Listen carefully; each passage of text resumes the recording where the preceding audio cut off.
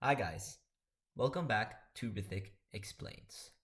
Now before I start on this video, let's ask a question. Have you ever been late? Look, I know, it's a pretty stupid question. I mean, at one point in our lives, we are always gonna be late. But being late is actually much more in-depth than one can think. And in today's video, I want to go more into this science of being late. So that's what this video is all about. Rithik explains the science of being late. If you enjoyed this video, please like, subscribe, and leave a comment. And let's begin.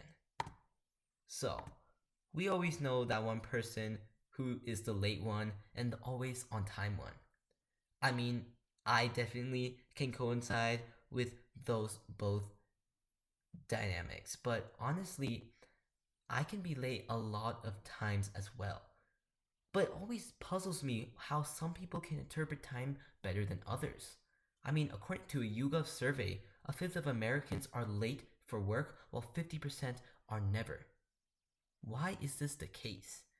Well, being late is just more scientific than one can think. So let's see the causes for being late. Well, there are definitely legitimate reasons for being late, like because of weather, traffic, or even because we just plain want to be late.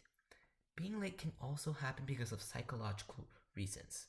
Sometimes chronic lateness is based on motivation-based reasons. You may feel like not getting up early, or you don't want to move from one task to another, even as deadlines approach. This can cause inefficient planning and causing us to multitask and overcommit on certain things. Now, chronic lateness originates from a concept called time-based prospective memory, which is how people can perceive time differently. This is all based on how our brain takes long to process information. When we see lots of information, we may perceive it as time is going slow, or we may perceive time as going fast.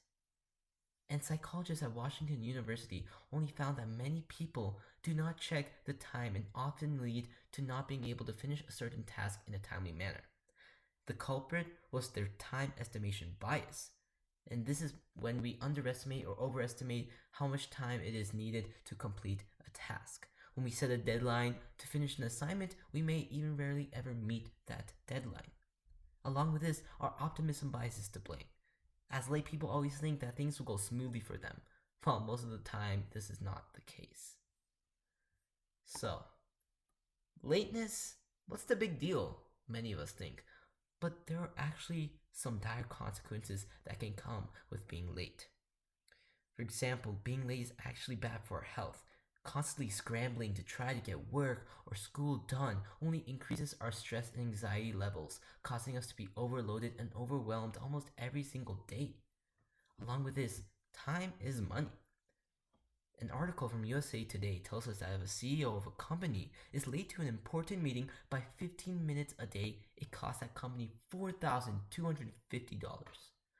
Along with this, bad time management affects our work life, worsening our work quality, lowering our company's reputation, and wasting our co-workers' time. So, now that we know what consequences come with being late, let's see what we can do to fix this. Well, the first step is to make an effort to have better time management. Choosing to accept that you're not good at keeping time, but being able to know that you have to do something about it is the first step to being able to fix your bad punctuality. Second, what are some actual ways to be on time? Well, first, we can start checking the clock repeatedly, making sure we don't take too long to do certain tasks. Along with this, we make sure that we don't multitask, because multitask just makes it so that we squish so many different things in such a tiny different schedule. We should keep realistic buffer times for when to finish everything, and we should break our tasks into simpler steps so we can allocate time for each one. Along with this, make sure you're held accountable to be on time by sharing your goal of better punctuality with friends and family. Being self-aware and consistent with your plan of better time management is crucial to being a better time manager. So, in conclusion, we have a lot to do about our time management. especially me. Sometimes I am late many different times. And this just causes shame to myself and sometimes even other people in my relationships. So I have to make an effort to work through it. And I'm currently trying to do this. And I know if other people do the same way and follow these ways to better be on time, we are not only just people who become earlier to these meetings or functions, we are also just better at time management and better at life in general. Well, I hope this video helped to show some information about how being late is actually a much more scientific process and isn't just a one-time thing. I hope you enjoyed this video, guys, and I will see you in the next one. Thank you. Bye.